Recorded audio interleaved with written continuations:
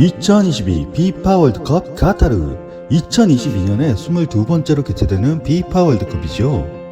2002 한일 월드컵에 이어 아시아에서 두 번째로 개최되고 중동 아랍 지역에서 최초로 개최되는 월드컵입니다. 또한 중동 사막 지역 여름철의 높은 기온 때문에 11월에 개최되는 최초의 월드컵이기도 하죠. 여러가지 최초 타이틀을 기록한 카타르 월드컵. 또 한 가지 최초 타이틀을 가진 특별한 경기가 있는데요. 피파 월드컵 사상 최초로 성사되는 영국 대표팀들의 내전, 잉글랜드 대 웨일즈의 경기입니다.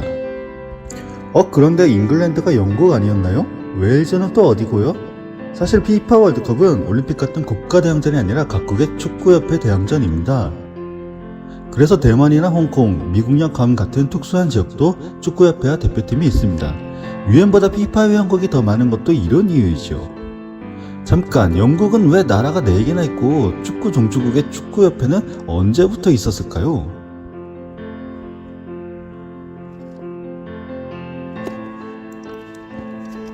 해가 지지 않는 나라, 19세기 전 세계에 뻗치는 대영 제국의 패권을 상징하는 유명한 말이죠. 역사 속에서 뭔가 안 좋은 일의 모든 원흉은 영국이라는 우스갯소리가 있을 정도로 전 세계에 식민지를 주며 제국의 영향력을 떨치던 국가였는데요. 오늘날에는 세계적인 국제기구 영연방, 영국의 국왕을 왕으로 섬기는 영연방 왕국, 그리고 4개 구성국으로 이루어진 연합왕국 영국이 있습니다. 군문 명칭은 영국이지만 정식 명칭은 그레이트 브리튼 북아일랜드 연합왕국, 말 그대로 그레이트 브리튼 섬과 아일랜드 섬 북부 지역, 왕국들의 연합왕국이라는 뜻입니다.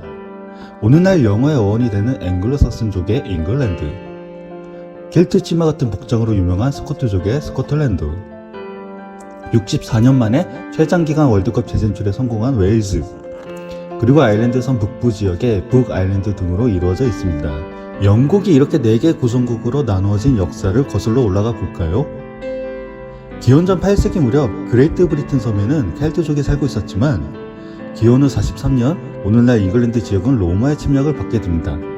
하지만 오늘날 스코틀랜드 지역은 강경한 저항으로 로마군을 막아내고 점차 로마 문화에 감화되는 남부 지역과 달리 자신들의 정체성을 지켜냅니다. 로마의 하드리아누스 황제는 북쪽의 방어를 위해 하드리아누스 방벽을 설치하는데 118년 이 방벽이 세워지면서 잉글랜드와 스코틀랜드의 정체성이 나눠지기 시작합니다.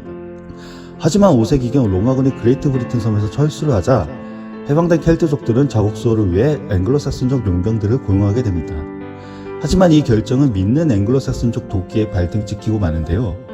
앵글로삭슨족은 척박한 고향보다 풍요로운 영국 환경에 욕심이 생겼고 오히려 공격하여 앵글로삭슨 7왕국 시대를 열고 훗날 잉글랜드 왕국으로 통일됩니다. 이때 켈트족들은 앵글로삭슨족을 피해 각지로 대피하였는데요. 서쪽으로 대피한 몇몇은 여러 소왕국을 세우며 오늘날 웨일즈의 정체성을 형성하였습니다. 하지만 웨일즈 지역은 몇 세기 지나지 않아 잉글랜드 왕국에 합병됩니다. 한편 17세기에 이르면 잉글랜드 왕국은 여왕 엘리자베스 1세의 후계자가 없었는데요. 그녀의 친척인 스코틀랜드 왕국의 국왕 제임스 6세가 잉글랜드 왕국의 국왕을 겸하게 되면서 동군 연합이 탄생하고 다시 그레이트 브리튼 왕국으로 하나가 되는 계기가 되었습니다. 이때부터 스코틀랜드 왕국과 잉글랜드 왕국 국기의 디자인이 서로 합쳐지면서 오늘날 영국의 국기로 유명한 유니언잭의 기초적인 틀이 만들어졌습니다. 긴 시간 동안 나라가 합쳐지고 흩어지며 국기의 디자인이 여러 번 바뀌었고 아일랜드 왕국의 국기도 합치면서 오늘날 유니언잭의 디자인이 완성되었습니다. 그런데 웨일즈는 이미 잉글랜드 왕국에 흡수되어 국기에 포함되지 않았는데요. 오늘날 몇몇 웨일즈인들은 자신들의 상징도 국기에 넣어달라는 의견을 요구합니다. 이야기로 돌아와서 17세기 제임스 1세는 아일랜드 얼스터 지방에 성공의 교인을 이주시킵니다. 하지만 아일랜드 주민들은 원래 가톨릭을 믿기 때문에 종교적인 갈등이 생기기 시작했는데요. 종교적 갈등이 불씨가 되어 아일랜드가 영국에게 독립할 때 얼스터 사람들은 독립하지 않고 북아일랜드로 남아 그레이트 브리튼 북아일랜드 연합왕국으로서 지금까지 이어지고 있습니다. 역사만큼이나 정체성이 뚜렷한 각 구성국은 각각 축구협회가 있으며 피파에서도 4개 축구협회와 대표팀을 모두 인정하고 있습니다. 바로 영국이 축구의 종주국이기 때문이죠. 고대부터 공으로 노는 문화는 세계 여러 문명에서 발달하였다는 흔적이 남아있지만 현대적인 축구의 형태가 잉글랜드에서 처음 정립되었다는 것에는 이견이 없습니다. 1863년 런던에서 세계 최초의 축구협회, 잉글랜드의 축구협회가 설립됩니다. 잉글랜드는 축구 종주국의 자부심으로 현재까지도 축구협회라는 명칭을 사용하고 있죠. 또한 1888년에는 세계 최초의 프로축구 리그인 풋볼 리그가 탄생하기도 했습니다. 축구는 영국 지역에서 나아가 대영 제국의 위세와 함께 전 세계에 널리 보급되었습니다.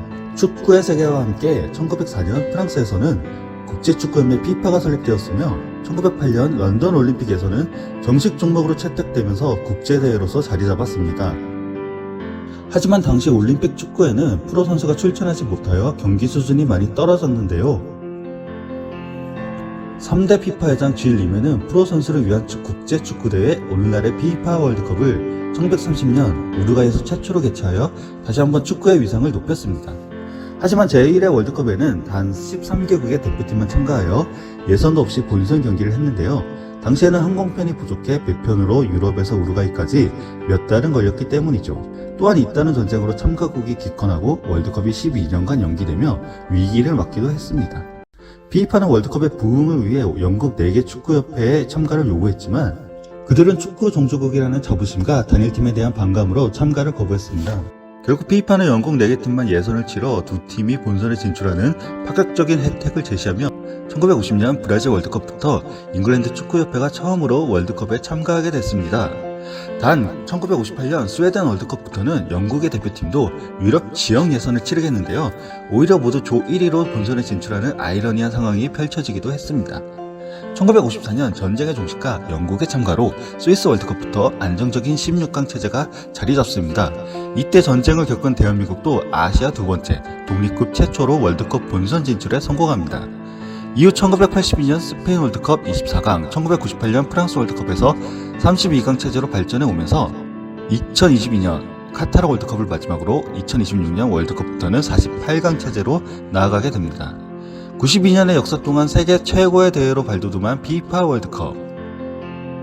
사실 월드컵은 축구 경기 이외에도 다른 종목의 국제대회에도 사용되는 명칭입니다. FIFA 월드컵의 위상과 흥행으로 다른 종목에도 월드컵이라고 부르기도 합니다. 오늘날 축구와 더불어 다양한 구기 종목이 사랑받는 만큼 공을 만드는 방법에는 여러 가지 방법이 있죠. 그런데 말입니다. 우리가 아는 축구공, 육각형과 오각형의 흑백 디자인은 1970년 축구공으로서 세상에 처음 소개된 지 52년밖에 되지 않았습니다. 잠깐, 영국에서는 19세기부터 축구를 했는데 그럼 그전에는 어떻게 축구 경기를 했냐고요? 이 공은 언뜻 보기에 오늘날의 배구공 같이 생겼지만 1930년 제1회 우루과이 월드컵 결승전 경기에서 사용된 축구공입니다. 당시에는 축구공의 규격이 통일되지 않았기에 나라마다 선호하는 공이 서로 달랐는데요.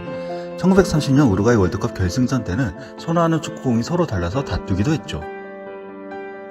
결국 전반전은 아르헨티나, 후반전은 우루과이 공으로 경기했는데 전반전은 아르헨티나 2골, 후반전은 우루과이가 3골이나 넣어 개최국 우루과이가 2대4로 역전승을 하며 초대국 월드컵 우승국이 되었죠.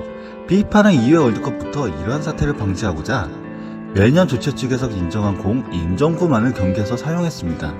1970년 멕시코 월드컵에서 우리가 아는 축구공 텔스타가 나오기 전까진 말이죠. 텔스타는 흑백 방송 때문에 만들어진 것으로 유명한데요. 1970년 멕시코 월드컵은 세계 최초 능동통신 위성으로 월드컵의 컬러 중계를 시작한 대회입니다. 다만 컬러 방송을 송출은 미국과 유럽을 제외하곤 당시는 아직 대부분 국가가 흑백으로 방송했던 시기였죠.